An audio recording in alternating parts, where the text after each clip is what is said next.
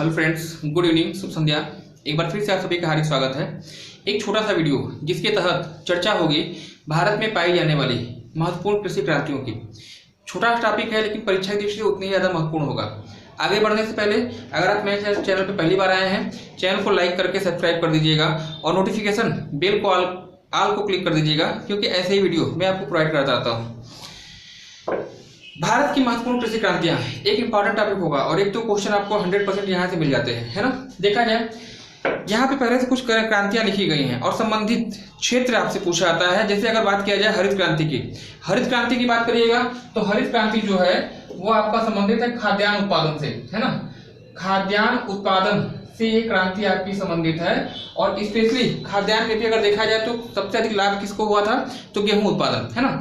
हरित क्रांति के बाद अगर बात करिएगा तो श्वेत क्रांति का नंबर आता है और श्वेत क्रांति आपकी जो है संबंधित है दुग्ध उत्पादन से। श्वेत क्रांति आपकी दुग्ध उत्पादन संबंधित है। वहीं पीली क्रांति की अगर बात करिएगा तो पीली क्रांति जो है संबंधित होगी सरसों के उत्पादन से, या कह लीजिए तिलहन उत्पादन, है ना। तिलहन उत्पादन संबंधित है, स्पेशली तिलहन उत्पादन, ठीक है। नीली क्रांति का संबंध जो है वो है आपका मछली पालन से, मछली पालन। और वहीं अगर गुलाबी क्रांति की बात करिएगा तो गुलाबी क्रांति भी मछली से ही रिलेटेड है, लेकिन इसके बारे में कहा जाता है कि केवल झींगा मछली से संबंधित है। झींगा मछली पालन, है ना। दोनों में अंतर समझिएगा। नीली क्रांति मछली पालन से है, मतलब किसी भी प्रजाति की मछली होगी वह नीली क्रांति के अंतर्गत इसका जो प्रोडक्शन किया जाएगा, पालन किया जाएगा। और वहीं अगर बात करें गुलाबी क्रांति मछली की एक प्रजाति झींगा मछली उत्पादन का जो है पालन किया जाता है ना। तो दोनों में अंतर ये आपका हो जाए। गोल क्रांति आपकी संबंधित होगी आलू उत्पादन से। गोल क्रांति आपकी आलू उत्पादन से रिलेटेड है। और वही अगर बात करिएगा कृष्ण क्रांति की तो स्पेशली संबंधित है खनिज से, पेट्रोलियम और साथ ही साथ कोयला उत्पादन, है ना। कृष्ण क्रांति पेट्रोलियम और प्राकृतिक गैस कोयला उत्पादन से रिलेटेड है। और वहीं अगर बात करिएगा आपकी भूरी क्रांति आपके लिए इंपॉर्टेंट होगी, परीक्षा की दृष्टि से वेरी वेरी इंपॉर्टेंट। भूरी क्रांति कहिए या इसी क्रांति को आप कहते हैं धूसर क्रांति के नाम से भी इसको जाना जाता है। और ये जो है उर्वरक उत्पादन से संबंधित है, रासायनिक उर्वरक उत्पादन संबंधित ये क्रांति आपकी होगी, इसको आप ध्यान रखिएगा। ये सभी चीजें आपसे एग्जाम में पूछी गई हैं। बादामी क्रांति का संबंध किससे है, तो बादामी क्रांति आपके रिलेटेड है मसाला उत्पादन से, या कहीं कहीं इसी को आपको दिया गया है प्याज उत्पादन। और इसके बाद जो आपका आता है बादामी क्रांति के बाद सुनहरी क्रांति, इसके अंतर्गत चर्चा आपकी की जाती है ऐसी फसलें या मतलब ऐसी पौधे जो कि लताओं के रूप में विकसित होते हैं, सुनहरी क्रांति के अंतर्गत आपके आ जाएंगे। और सबसे लास्ट में आएगा सिल्वर क्रांति कहिएगा, या इसी को आप रजत क्रांति के नाम से भी जानते हैं। और इसके अंतर्गत जो है आपका अंडा का उत्पादन किया जाता है, अंडा उत्पादन से आपकी रिलेटेड होगी, है ना। तो ये कुछ महत्वपूर्ण क्रांतियां रही, संबंधित क्षेत्र आपसे पूछे जाते हैं, 100% को ध्यान रखिएगा।